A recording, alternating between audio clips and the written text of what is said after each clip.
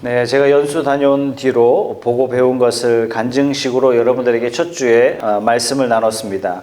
지난주에는 교회란 무엇인가, 교회는 병원이 되어야 한다 하는 말씀을 여러분들과 함께 나눴습니다. 앞으로 두 번 더 교회에 대해서 말씀을 나누려고 합니다.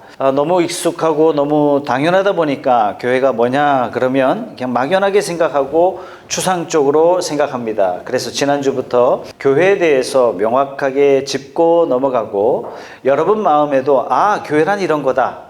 누가 물어봐도 누구에게 말해도 여러분은 교회는 이런 곳이야 하고 명확하게 말해줄 수 있어야 하고, 또한 우리는 명확한 태도로 사람 앞에, 하나님 앞에 어떻게 나가야 할지, 어떻게 살아가야 할지 확고해야 됩니다. 자, 교회에 대한 정의를 어떻게 하느냐, 거기에 따라서 이 목사님은 이런 분이구나 하는 것을 알 수 있어요. 이 교회는 이런 교회구나, 그 특징을 알 수 있습니다. 또 한 가지는 대부분의 교인들이 교회의 본질이 뭐냐, 교회의 사명이 뭐냐, 교회가 왜 존재하느냐 그러면 잘 모르는 경우가 허다합니다.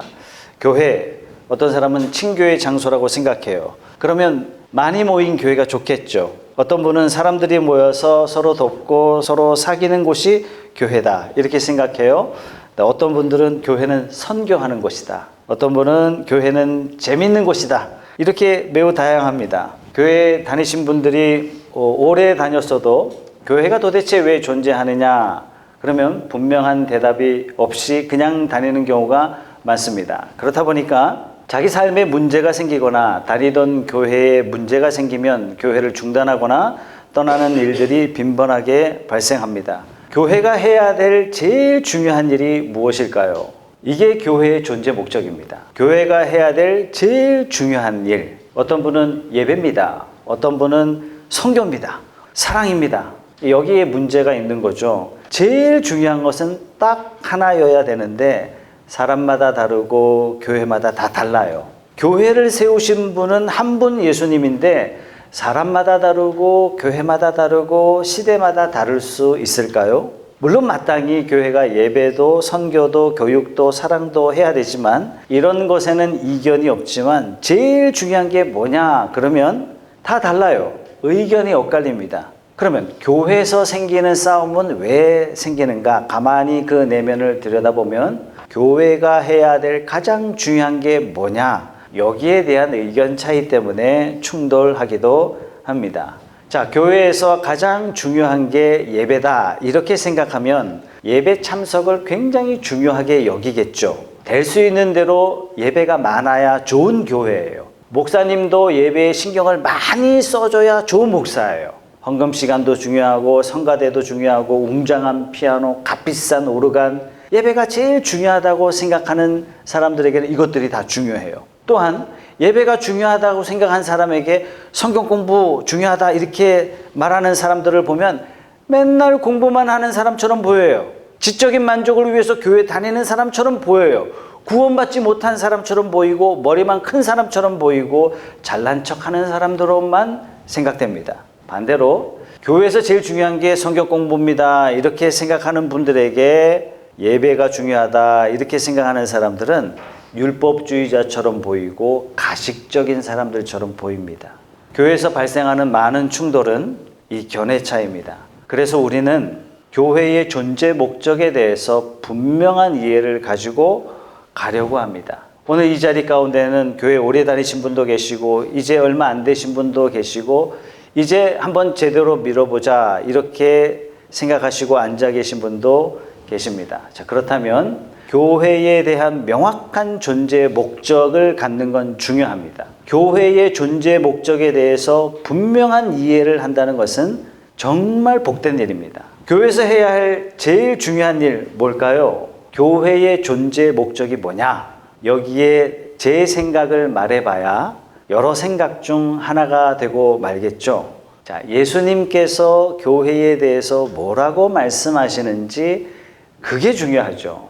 우리가 아무리 교회는 이래야 된다 이렇게 해봐야 다 사족에 불과해요. 도대체 교회의 주인 되시는 예수님이 교회에 대해서 뭐라고 말씀하셨는지 귀를 기울이는 게 중요합니다. 그게 바로 오늘 우리가 읽은 본문의 말씀인데 이 말씀의 교회 존재 목적을 설명하고 있습니다. 제가 한번 읽어볼게요. 예수께서 다가와서 그들에게 말씀하셨다. 나는 하늘과 땅의 모든 권세를 받았다. 그러므로 너희는 가서 모든 민족을 제자로 삼아서 아버지와 아들과 성령의 이름으로 세례를 주고 내가 너희에게 명령한 모든 것을 그들에게 가르쳐 지키게 하여라. 보아라, 내가 세상 끝날까지 항상 너희와 함께 있을 것이다. 이 말씀 가운데 예수님이 존재 목적을 설명하셨는데, 자, 이 말씀은 예수님이 승천하시기 직전에 유언처럼 제자들에게 주신 말씀입니다. 여러분, 우리 일생 가운데 가장 중요한 말 언제 합니까? 사이가 나쁜 형제가 있는데 아버지가 임종 직전에 큰아들 손 탁 잡고 한쪽에는 작은아들 손 탁 잡고 손을 탁 합쳐주면서 너희들 화목하게 지내라. 그리고 숨을 거두셨다면 아버지가 돌아가신 다음에 그 남기신 말씀 때문에 아무리 사이가 나쁜 형제라도 화목하려고 애씁니다. 제가 어떤 분에게 어떤 동기로 신앙생활 시작하셨습니까? 이렇게 물었더니 어머니께서 소천하시기 전에 마지막 유언이 교회에 나가라. 그래서 그때부터 신앙생활하게 되었습니다. 여러분, 이게 바로 마지막 말의 무게입니다. 지금 우리 주 예수 그리스도께서 승천하시기 전에 주신 말씀이에요. 이 말씀에 가만 보면 19절에서 20절 말씀에 보면 4개의 동사가 나오거든요. 너희는 가서, 두 번째 제자 삼아서, 셋째 세례를 주고, 네 번째 가르쳐 지키게 하여라. 이게 지키는 게 동사예요? 가르치는 게 동사예요? 지킬 수 있도록 가르쳐라, 이겁니다. 아니, 한 문장에 동사가 4개나 나올 수 있습니까? 아니, 그럴 수가 없어요. 그래서 영어 배울 때 우리가 뭐라고 얘기합니까? 본동사, 조동사 이렇게 얘기하잖아요. 그죠? 예, 4개 중에 하나가 본동사고 3개는 분사입니다. 다시 말해서 뭘 하라는 것은 하나고 뭘 하기 위해서 할 수 있는 방법 3개를 주신 겁니다. 본동사가 뭐냐면 제자 삼아라, 이겁니다. 명령형은 딱 하나예요. 제자 삼아라. 예수님이 하신 말씀은 제자 삼아라, 이를 위해서 가고, 이를 위해서 가르치고, 이를 위해서 세례 주어라. 결국 제자 삼기 위해서 가야 되고, 세례 주어야 되고, 가르쳐야 한다. 이렇게 말씀하시는 겁니다. 자, 그럼 교회가 해야 될 일이 뭐냐? 그러면 제자 만드는 것, 이것이 교회가 해야 될 가장 중요한 일입니다. 교회의 존재 목적이 뭐냐? 그러면 제자 만드는 겁니다. 그래서 우리 교회가 주님이 원하시는 참된 교회로 나가기 위해서는 우리는 제자를 만들어야 됩니다. 다른 말로 우리가 정말 예수님이 원하시는 성도가 되기 위해서는 우리는 주님의 제자가 돼야 됩니다. 우리가 아무리 딴 것을 바쁘게 해도 제자 만들어내지 못한다면 그것은 교회로서 실패한 교회가 되고 마는 겁니다. 동양 최대 건물을 지은 교회일지라도, 아무리 웅장한 세계 최고의 성가대를 가진 교회일지라도, 교회 안에 최고의 학교를 가진 교회일지라도 만약에 제자를 만들어내지 못했다면 그 교회는 웅장하게 실패한 교회가 되고 말 것입니다. 여러분이 아무리 많은 봉사를 하고 아무리 많은 예배를 드리고 수많은 전도와 선교를 한다 할지라도 제자가 되지 못했다면 우리 신앙생활은 실패하고 마는 겁니다. 왜냐하면 제자를 만들어라, 이것이 예수님이 우리에게 주신 마지막 유언이기 때문에 그렇습니다. 자, 그럼 제자는 뭐냐? 제자를 그대로 번역하면 배우는 사람이에요. 그럼 우리가 제자가 되기 위해서 배워야 합니다. 그러나 배우는 것만으로는 제자가 되지 않습니다. 배운 것을 다시 전하는 사람이 될 때 우리는 제자가 될 수 있습니다. 뭔가를 배우기 위해서 우리가 학원 가요. 열심히 배웁니다. 아무리 잘 배워도 그분을 스승, 나는 제자 이렇게 말하지는 않습니다. 왜냐하면 배우기만 했기 때문에 스승과 제자 이런 단어를 쓰지 않는단 말이죠. 그럼 언제 우리가 제자 이렇게 사용하냐면 배운 것을 다른 사람에게 전수하게 될 때 우리는 제자 이렇게 이야기합니다. 대학에서 제자라 그러면 어떤 교수의 특별한 이론이나 실험을 배워서 한 걸음 더 나아가서 그것을 가지고 다른 사람에게 전파하고 가르칠 때 이 사람은 그분의 제자다 이렇게 말하지 않습니까? 우리가 제자가 되기 위해서는 반드시 배우는 게 있어야 되고 또한 배운 것을 다른 사람에게 전수해야 합니다. 자, 서울 서빙고에 보면 온누리교회라고 세계적인 교회가 있어요. 그 교회 초대 담임 목사님이셨던 하영조 목사님이 이런 말씀을 자주 하셨어요. 우리 교회는 가르치든지 배우든지 둘 중에 반드시 하나 해야 됩니다. 이거 하지 않으면 우리 교회는 아니란 얘기예요. 굉장히 일리가 있어요. 왜냐하면 제자이기 때문에 그렇습니다. 배우든지 가르치든지 해야 되는 겁니다. 그러면 도대체 뭘 가르치고 뭘 배웁니까? 예수님이 뭘 배우기를 원하셨고 뭘 가르치기를 원하셨을까요? 그것은 바로 예수님의 생활 방식입니다. 우리가 제자가 된다는 것은 예수님을 점점 닮아간다는 것이거든요. 예수님의 사고방식을 배우고 예수님의 습관을 배우고 예수님의 감정을 배우고 예수님의 생활 방식을 배우는 겁니다. 점점 예수님을 닮아가는 것이 예수님 제자 되어가는 것입니다. 내가 조금 닮았다고 한다면, 예수님을 점점 닮아가는 것이 익숙해진다면 그것을 다른 사람에게 전수하고 예수님의 모습을 보여주고 가르쳐주고 예수님의 모습을 배우고 가르치는, 이것이 바로 교회의 존재 목적입니다. 시간이 가면서 점점 예수님 닮아가는 사람이 많아지게 될 때, 예수님처럼 사는 사람이 점점 많아지게 될 때 그 교회는 하나님이 만드신 존재 목적에 딱 부합하는 참된 교회요, 참된 성도가 되는 것입니다. 저는 지난주 교회란 착한 사람, 선한 사람이 모인 곳이 아니라 못된 사람, 부족한 사람, 약한 사람, 나쁜 사람이 모인 곳이 교회다, 이렇게 말씀을 드렸습니다. 이런 사람들이 하나님의 사랑 가운데 치료받는 곳이 교회라고 말씀드렸습니다. 그래서 교회는 마치 병원 같은 곳이다, 이렇게 말씀을 나눴습니다. 어떻게 치료의 역사가 일어납니까?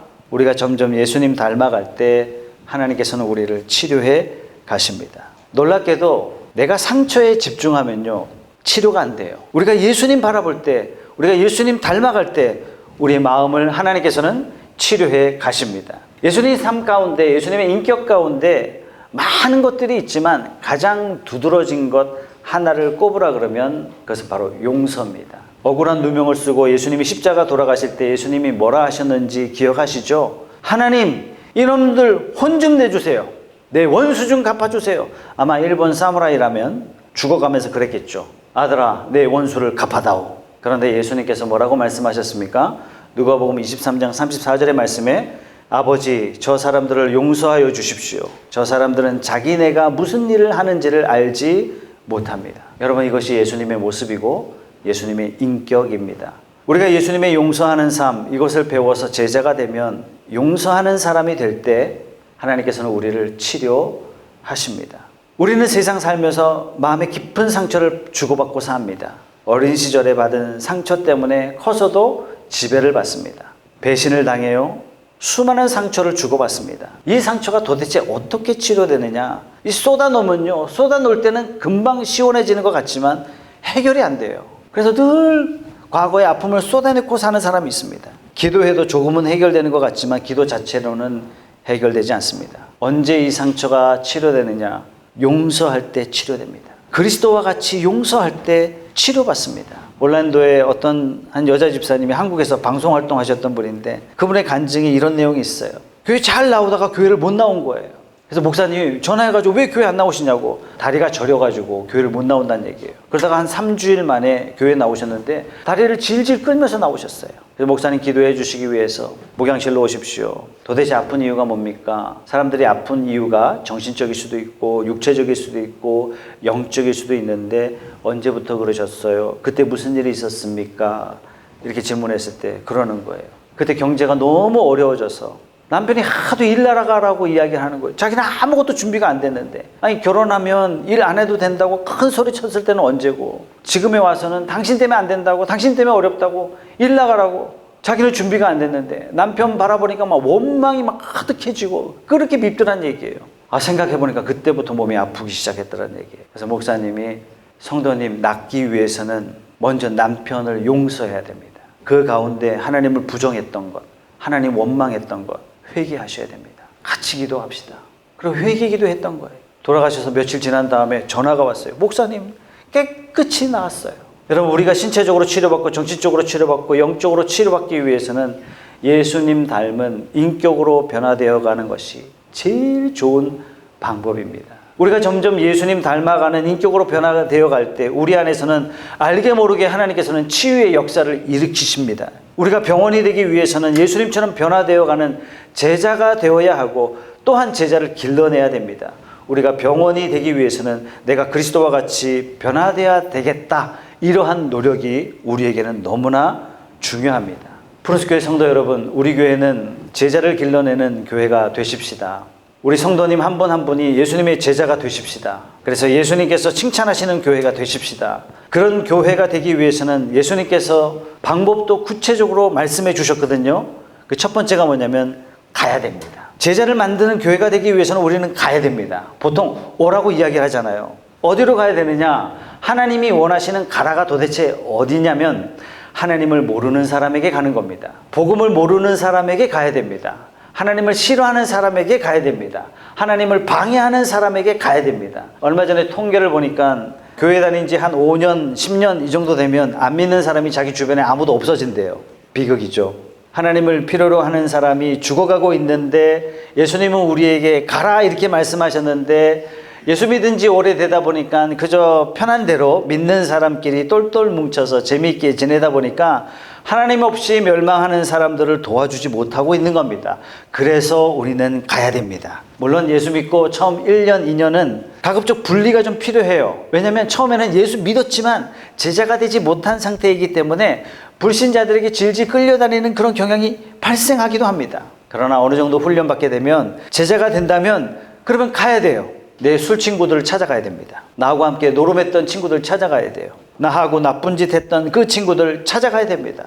사랑하는 성도 여러분, 우리가 제자가 되어서 가는 성도들이 다 되시길 주님의 이름으로 소원합니다. 안 믿는 친구들을 잃지 마십시오. 간 다음에 뭐 하냐면 세례 주는 게 필요합니다. 아니 평신도인데 어떻게 우리가 세례 줍니까? 이 도대체 무슨 말씀입니까? 여러분, 옛날에는 예수 믿는다 그러면 즉시 세례를 줬습니다.